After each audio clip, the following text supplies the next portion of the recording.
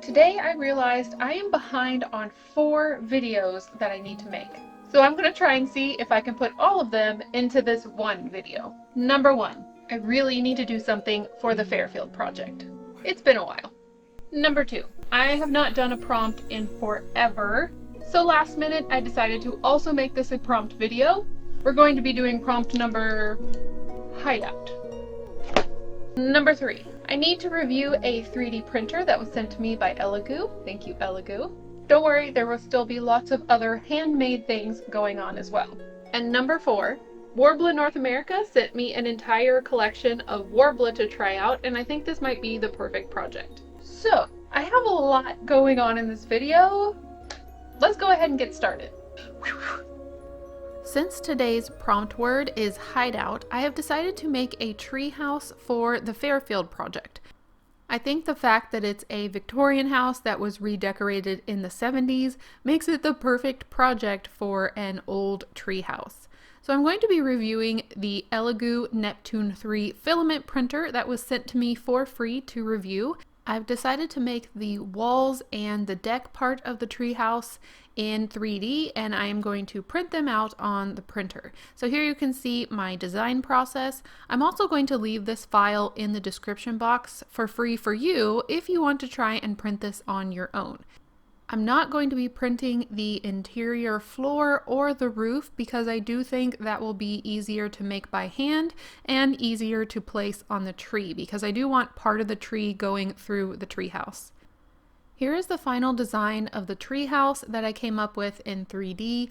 I tried to get a lot of wood grain into the walls, and I also did some planks for the outside deck. I also have those really thin columns. By the way, this is in 1/24th scale, so I think this is going to be a really good test for this printer to see how detailed it can go.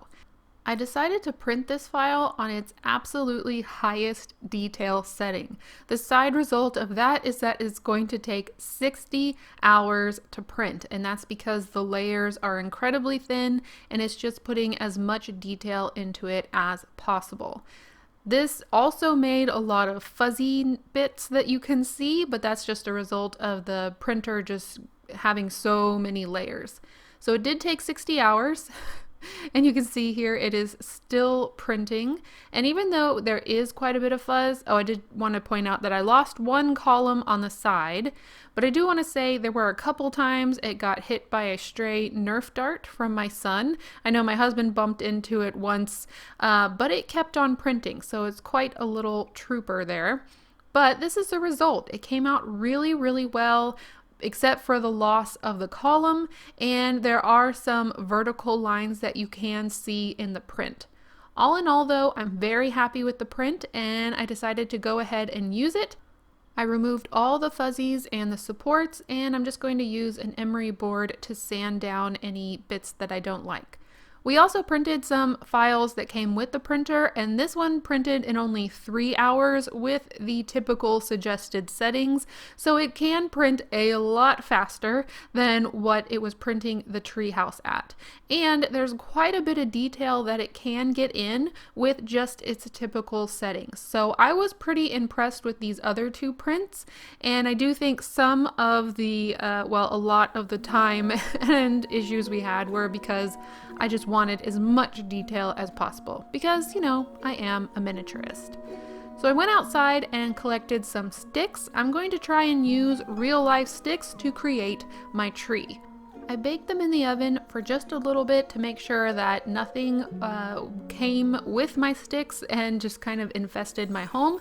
And then I decided to brush them down with a brass or just a really abrasive brush to get any loose bits of wood so that I had sticks that were as clean as possible to start creating my tree.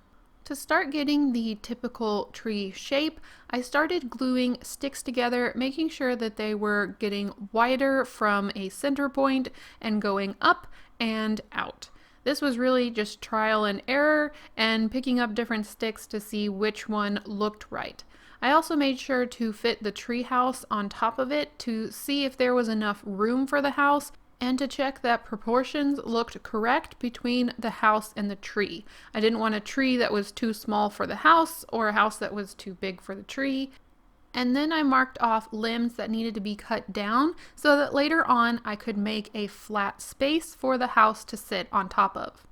In order to create a base that would actually hold the tree up, I used aluminum foil wrapped around the lower parts. This is a really important step because I do want this to stand on its own. I don't want it to have to be glued down to a base because currently I don't have a base for the Fairfield and I don't want this just constantly falling over. This is going to be somewhat of a balancing act between the tree and the house. I do believe the house is going to be pretty centered above the base of the tree, and I'm going to have the tree kind of angled so that a lot of the tree is to the side of the house. This is just how I ended up thinking through it. I also added some washers to the base of the tree to add a little bit more weight, and hopefully that will keep it standing up. In order to create the base that the house is actually going to sit on, I made this triangle shape that's going from limb to limb so that it has a place to sit. In order to cover up the hot glue and make it look like actually 1/24 scale people were working on putting this house up in the tree, I decided to cover those joints with some string that I used tacky glue to glue on. I made sure to do this on each of the corners. To cover the aluminum foil on the bottom of the tree, I'm going to be using some DOS paper clay. I really enjoy this for sculpting, and I think it's going to blend really well into the rest of the tree because I do have to make this look like one single tree that has branches coming out of the top. I really don't want it to look like just a bunch of sticks that are glued together. I slowly start sculpting the clay up the tree trunk, or what will be the tree trunk, and then I'm adding more clay around any of those tiny branches that are coming out to make it look like they have a wider base. I'm also going to be using some sculpting tools to put in some tree details, and I'm really just going with the flow, whatever I think looks best with the tree. This is going to look like a really old, gnarly tree where maybe the roots of the tree have started coming up out of the ground a little bit, and it looks like it might fall over. However, mine really does look like it might fall over because once it had dried the next day, I tested it and it was very wobbly. So the first thing I'm going to do today is I'm going to try and balance out this base because I do want it to be as flat as possible before I start adding the treehouse to the very top. This is pretty simple. I'm just adding paper clay to the side that keeps rocking, and paper clay does dry and shrink a little bit, so this is probably why this happened, but it's pretty easy to fix, and then I just use a little bit of water whenever I'm blending new paper clay into older paper clay. I knew I definitely needed some big roots at the base of this tree as well, so I made these carrot shape snakes of clay that I added to the bottom, and I'm just blending those into the base of the tree.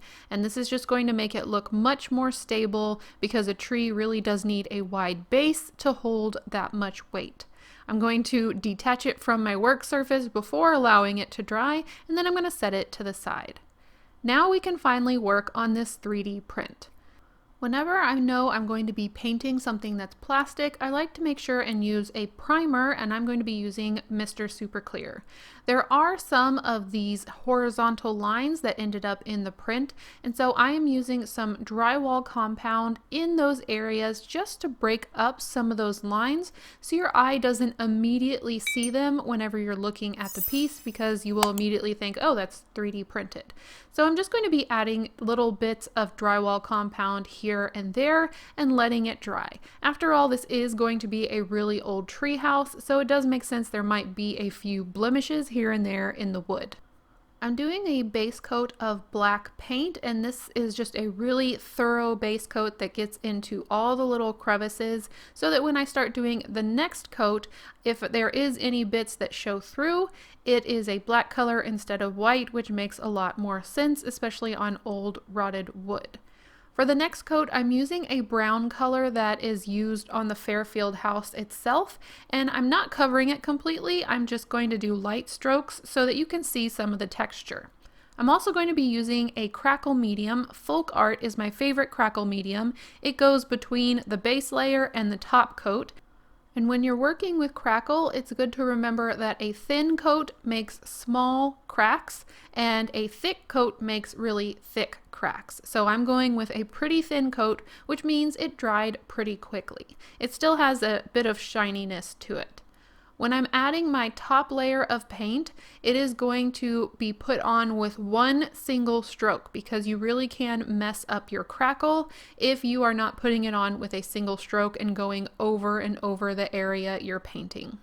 I'm using this light grayish blue that was also used on the main Fairfield house. After the top coat is applied, I like to go back with a dull tool and just kind of rub the tool over the surface of the paint. This will oftentimes remove some of the paint and it gives a really worn look. If you wait too long, it doesn't work as well, so I waited a little bit too long to do that on this one, but it still worked. I'm going to be using another color that was used on the Fairfield house to go over some of the details, and I'm also going to use this violet color to paint the inside. I didn't wait as long to mess with the paint on this one, and so the paint scraped away a lot easier. While that piece was drying, I decided to go ahead and do a base coat on the bottom part of the tree because that white clay was pretty glaringly obvious, not natural to the tree. So again, I'm doing a base coat of black. Here's how it's looking so far with the two pieces together. I'm pretty happy with how the house is sitting, but I do have to create a floor that's going to go inside of the treehouse. At some point, these are going to be permanently attached, so I want to try and mess with the floor first to see how I can do that before it's even more complicated with a bunch of limbs in my way. The craft sticks that I'm going to be using for the floor are about the same width as the 3D printed deck planks that I put into my design, so I'm hoping that it will all kind of blend together once I'm done. I marked off the area I needed for the tree limb to go through the floor so that I don't accidentally cover that up with flooring. I'm going to be covering the entire bottom of the tree house with the flooring because when you look up from the bottom, I want it to look like one piece. So now I have glued it in place, and as you can see there is an entire rectangle open at one end, and that's because I need that tree limb to go up through the house. I'm going to carefully paint as much of this floor as I can before I install it because it's going to be a lot easier to paint it now. Now back to the tree, I've decided to try and color match the branches or the sticks that I pulled out of my front yard as best as I can so that the bottom part of the tree looks like it matches the top part. This is pretty difficult because nature has a ton of colors in just one stick, and so putting down just a generic base coat is not going to look right. I decided on this light beige or tan color for the base coat, and then I just kept going over it with watered down browns and blacks until I felt like the entire thing came together. And then I did a final dry brushing of the tan, which is kind of working as a highlighter to hit all of those details and ridges that I sculpted into the tree base. Overall, I'm very happy with the results, and I think it all blends together pretty well. I'm sure you can still tell the difference if you look closely, but if you're just like looking at it, I think you're like, oh, it's a single tree. Now that I've done as much painting as I can before these two are attached, I'm finally going to be placing the tree onto the treehouse for the final time and gluing it down. I'm using a combination of tacky glue and hot glue. The hot glue is really going to help the treehouse kind of force it into place because it isn't really the flattest base. I also decided to clip off this one really long piece just because I felt like it was just a little bit too long, and no matter where I placed it, it was a little bit of a danger of it to catch on something and be thrown to the floor. I think this might be my favorite tree that I've ever made, and partially I think it's because I only made half of it and nature made the other half. So I think I will be doing my trees like this from this day on. I'm going to be filling in the rest of the floor that I couldn't fill in before I added the treehouse onto the top, and I'm going to be making an opening near where the limb comes through. This is going to be where the ladder is coming down so that you could actually get into the treehouse. Now it's time to bring out the 70s theme with some brightly colored curtains.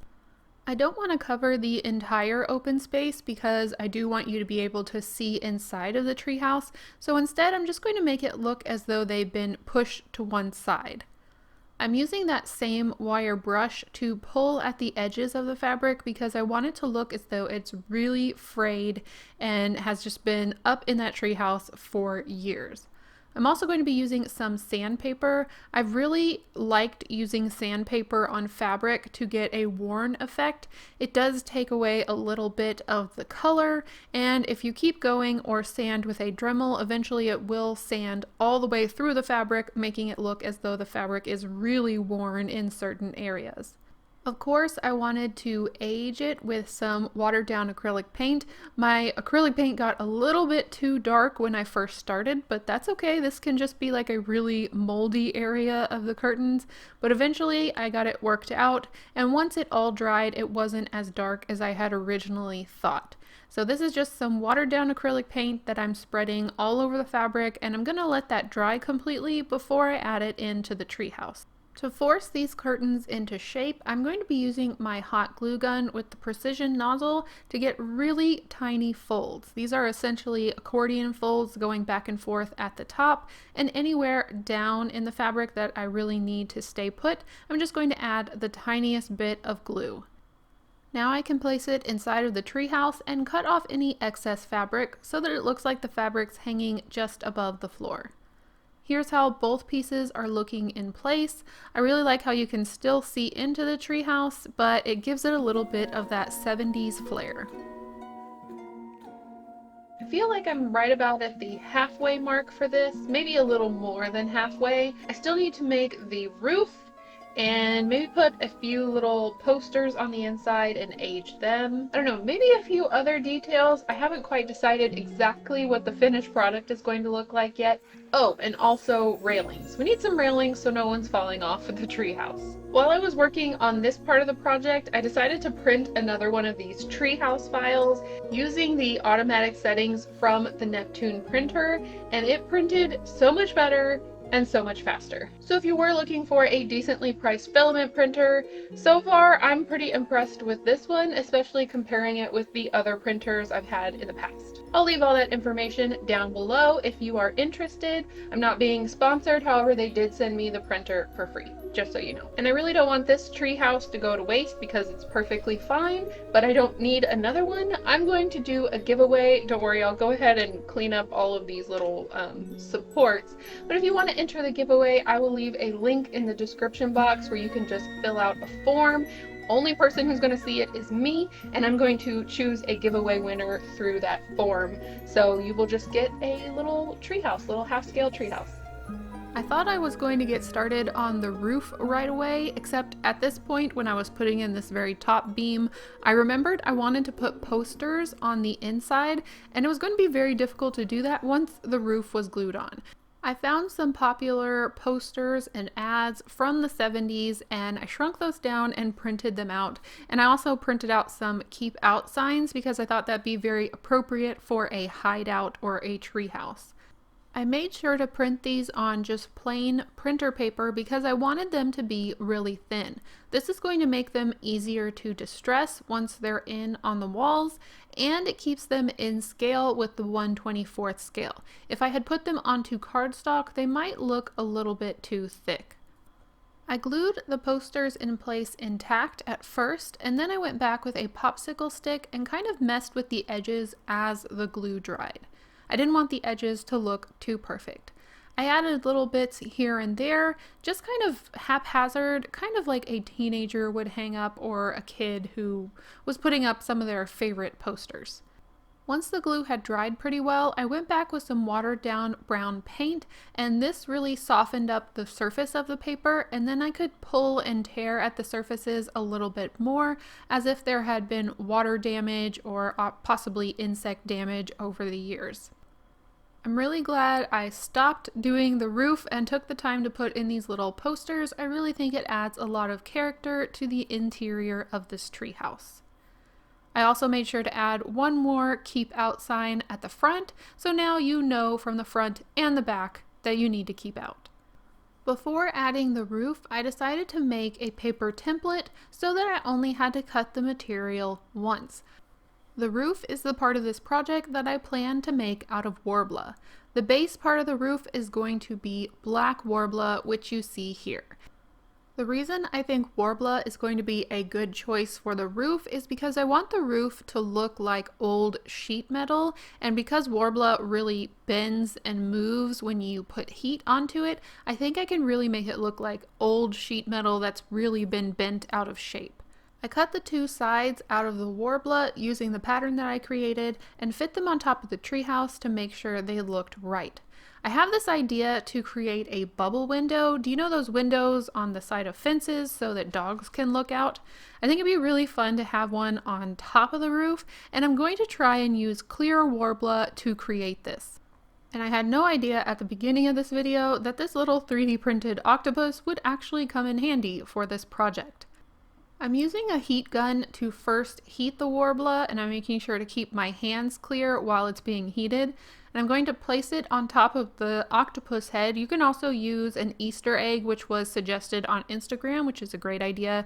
Anything round to kind of start forming the Worbla around. I was pretty surprised at how much the Worbla resisted this, but I do think in the end, after I kept heating and working it onto the surface, it really did create a very strong bubble, actually stronger than I thought it would be. So I'm pretty happy with the results. I used a circle template and put that over top of the bubble to create a very even circle so that I could cut away the excess and end up with just a single bubble.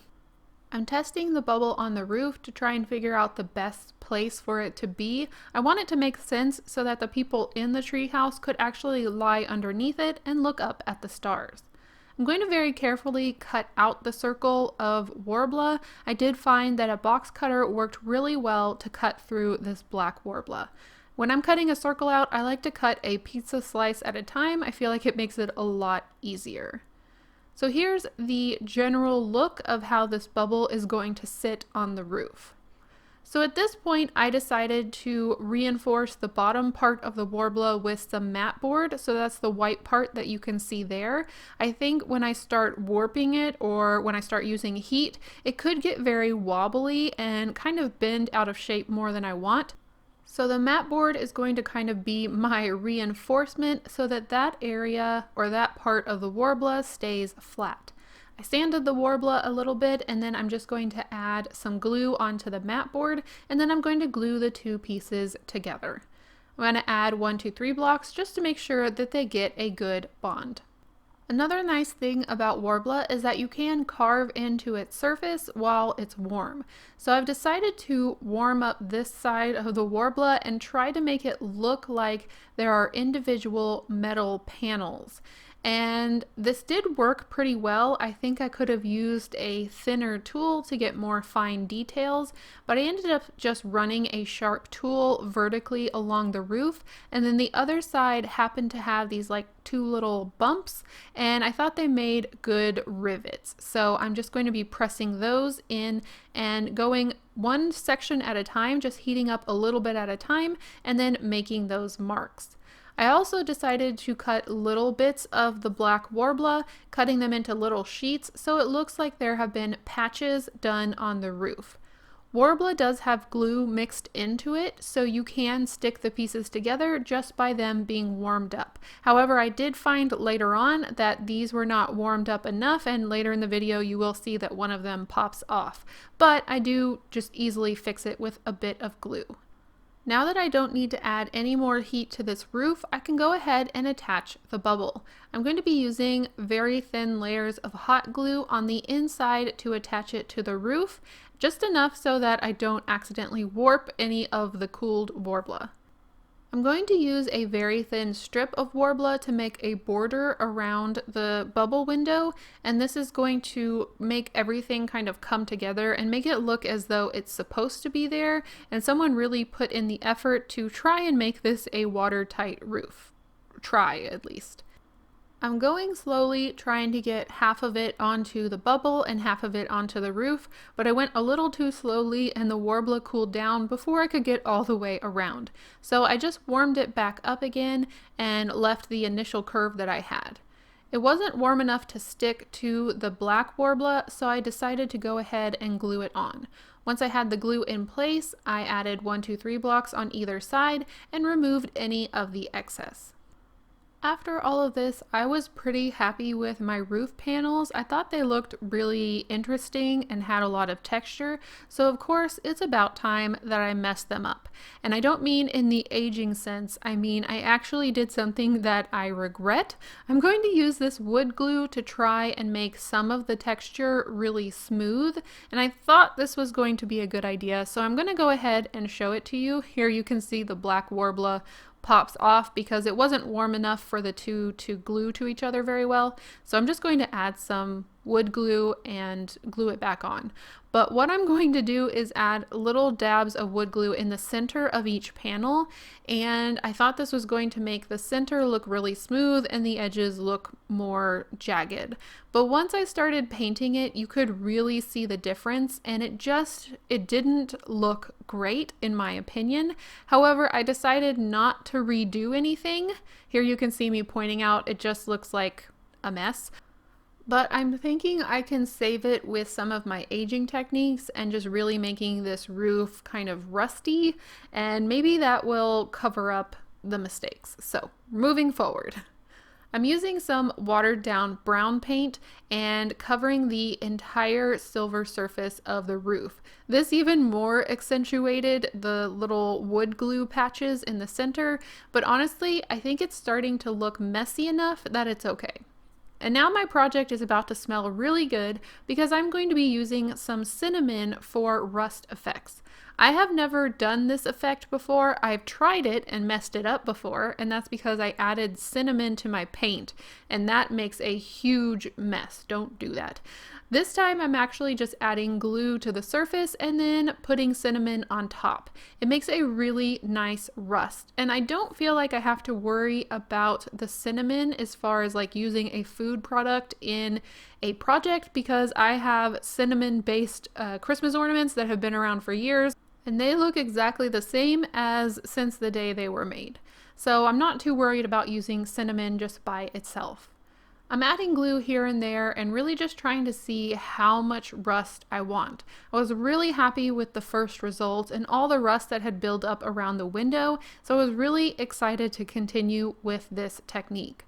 I also wanted to add some different colors in the rust because typically rust isn't all one color. So I added some watered down black paint on top of the dried cinnamon and let it soak in. Now that both pieces are done, I can finally attach them to the house. I am so happy with how they're looking, and I think I kind of was able to overcome that hurdle, and I'm so glad I didn't try and remake the roof. I'm using both tacky glue and hot glue to attach this first side of the roof. I'm doing this side first because it is the easiest and touches the least amount of points on the treehouse. This is also the side that has the column that didn't print completely. And I know we're about done with this project because my fingernail polish is about done being on my fingers. I'm going to replace that column with a bit of the sticks that I used earlier. I think it's really cute and kind of a little detail if you're looking closely enough to see that the inhabitants tried to fix the broken column with a part of their very own tree. I added quite a bit of tacky glue at the joint and then wrapped it with some rope to make it look like a homemade repair. Then it was time to add the other side of the roof, and then I finally could play around with the warbler effect. So I protected parts of the roof while I heated up the very corners. This allowed me to push down the corners and really make it look like the sheet metal roof had drooped over the years. And I really just, I love those little tiny details of the corners pointing down.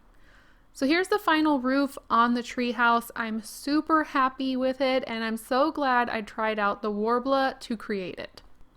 I actually really like the treehouse without railings, but my mom heart just says that there has to be railings on this treehouse. So I'm using some of those craft sticks and I'm gluing them in place, really simple, and then I'm using some Sharpie to create little nail holes. On this side, I decided to make it look as though this railing was broken. This is going to make it easier for me to access the interior if I want to put any of my figures in there.